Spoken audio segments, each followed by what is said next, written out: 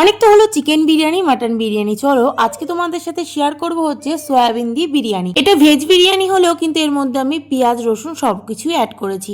তো তোমরা কিন্তু প্রথম থেকে বিরিয়ানি রেসিপিটা দেখো, আশা করি তোমাদের খুব ভালো লাগবে। এই যে সয়াবিনের প্যাকেটটা তোমরা দেখছো, যে বড় সাইজের সয়াবিন, এটা আমি পুরী থেকে কিনে এনেছিলাম। তোমরা চাইলে কিন্তু এখানে ছোট সয়াবিন দিয়েও করতে পারো, খেতে খুবই ভালো হবে। প্রথমেই যেটা করতে হবে, একটু উষ্ণ গরম জলে সয়াবিন গুলোকে ভিজিয়ে রাখতে হবে বেশ কিছুক্ষণ। এরপর কিন্তু একদম জল ঝরিয়ে তুলে রাখতে হবে। একটু ম্যারিনেট আমি করব শুধুমাত্র টক দই আর রেগুলার যে গুঁড়ো মশলাগুলো আমরা অ্যাড করি খাবারে সেগুলো, আর হচ্ছে এক্সট্রা করে দেবো হচ্ছে গোলমরিচের গুঁড়ো, আর দেবো হচ্ছে যে বিরিয়ানি মশলা, সেই মশলাটা দিয়ে ভালো করে ম্যারিনেট করে রাখবো কিছুক্ষণ।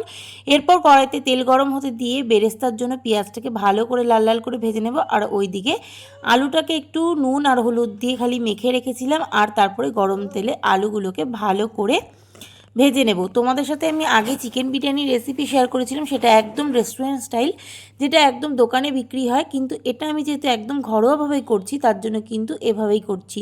তোমাদের আশা করি ভালো লাগবে শেষ পর্যন্ত ভিডিওটা দেখলে। তো এরপর দেবো হচ্ছে পেঁয়াজ বাটা দেওয়ার পর দিয়ে দিলাম হচ্ছে আদা রসুন বাটা, দিয়ে ভালো করে একটু কষিয়ে নিলাম। এরপর একে একে দেবো হচ্ছে কেওড়া জল আর গোলাপ জল দিয়ে এরপরও বেশ কিছুক্ষণ কষিয়ে নেব। এরপর যে ম্যারিনেট করা যে সয়াবিনগুলো আমি রেখেছিলাম সেগুলো দিয়েও ভালো করে এবার কষিয়ে নিতে হবে বেশ কিছুক্ষণ। ভিডিওতে তো আমরা 3 মিনিট কিংবা 4 মিনিটের ভিডিও দেখাই, কিন্তু এটা করতে কিন্তু বেশ কিছু ঘন্টা আমার চলে গেছিলো। কিন্তু তাতে কোনো অসুবিধা নেই, খাবারটা টেস্টি হলেই হলো, তাই না বলো?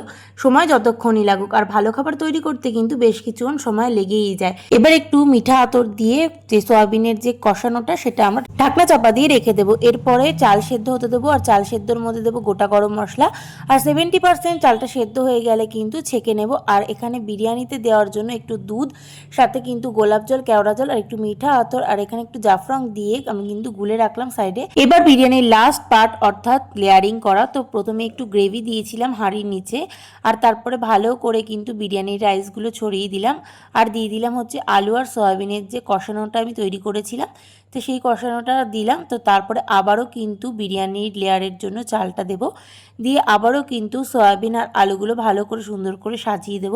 দেখতে পুরো মাংসের মতো লাগছে না? তোমরা কমেন্ট করে বলো তো যে হঠাৎ করে মাংস লাগছে না সয়াবিনই লাগছে। তো তারপরে আবারও চাল দেওয়ার পরে ওপর থেকে দিয়ে দিলাম ঘি, আর দুধ আর গোলাপ জল কেওড়া জল দিয়ে যে করে রেখেছিলাম সেটা ওপর থেকে দিয়ে দিলাম, আর লাস্টে দিয়ে দিলাম হচ্ছে গরম মশলা, আর দিয়ে দিলাম হচ্ছে বেরেস্তা, যে পেঁয়াজ বেরেস্তাগুলো আমরা করে রেখেছিলাম। এরপর কিন্তু বেশ কিছুক্ষণ আমি দমে স্টিম করতে দিয়ে দিলাম। তো তারপরে কিন্তু বিরিয়ানিটা একদম ঝরঝরেভাবে মা কিন্তু পুরো ঢেলে দিল, আর দেখতে দেখেছো কতটা টেস্টি হয়েছে। একদমই মনে হচ্ছিল না যে চিকেন বা মাটন থেকে কম কিছু। সয়াবিন দিয়েও কিন্তু ভীষণ ভালো বিরিয়ানি হয়।